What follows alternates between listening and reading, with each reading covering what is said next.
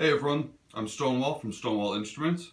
I just wanted to take a chance to talk to you about this guitar that I recently built. So the name for this guitar is Charles, and it was named for the Charlie Christian style pickup that is the only pickup in this guitar.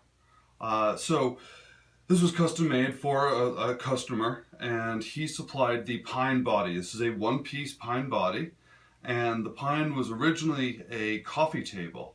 That was his. He did some compass rose inlay in it. We tried to save the inlay and use it for the back of the guitar, but the inlay was too thin. We weren't able to salvage it.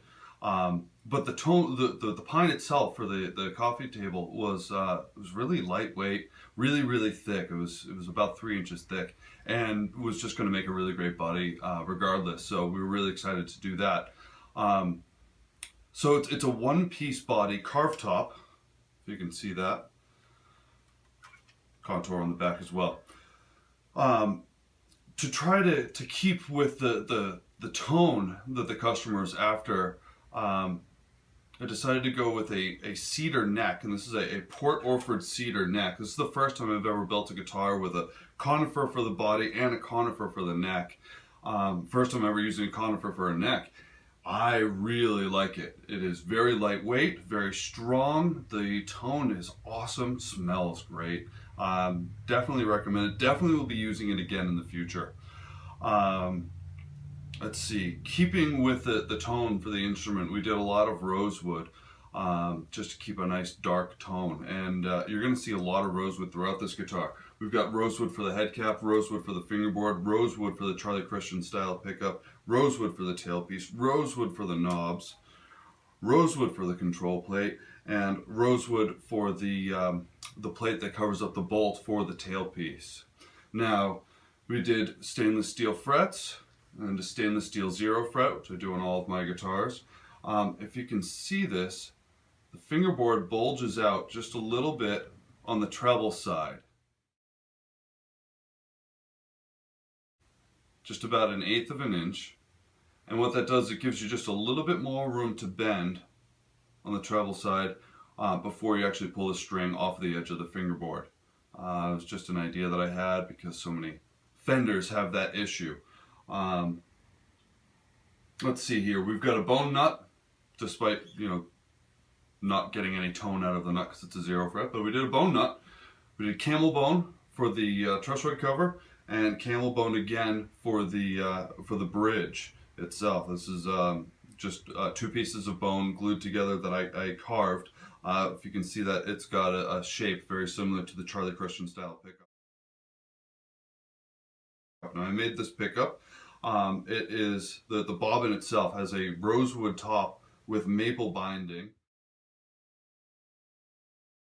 steel blade, proper 38 gauge wire. We were able to fit 9,000 turns on this. Came out to about 3K DC resistance.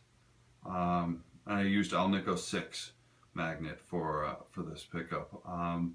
Was looking for Alnico 6 has this really unique harmonic feature to it that's that I haven't picked up on with any other Alnico magnet. It has this like slight blooming harmonics that's really unique, and I really wanted to use that with this particular guitar.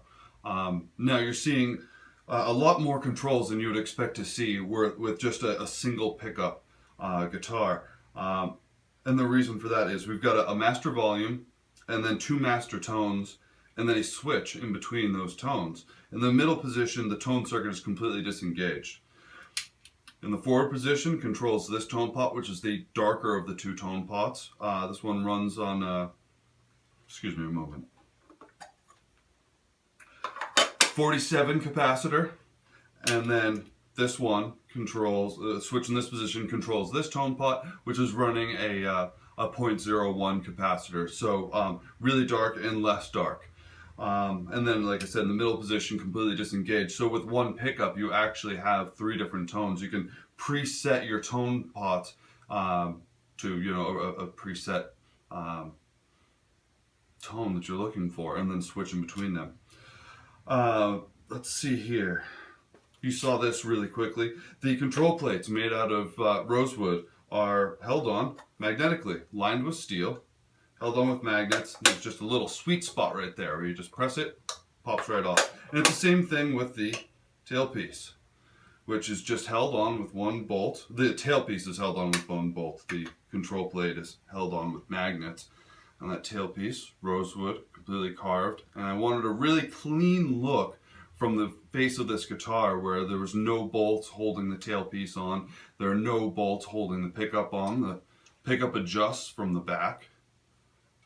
And continuing on with that clean look, we did Dunlop flush mount strap locks in there for a nice clean look. We used Shaler tuners. Wanted more of a Waverly look with those tuners. And I think we've covered all of the features on this guitar. I'll just give you a little demo, the tone, you can be on your way.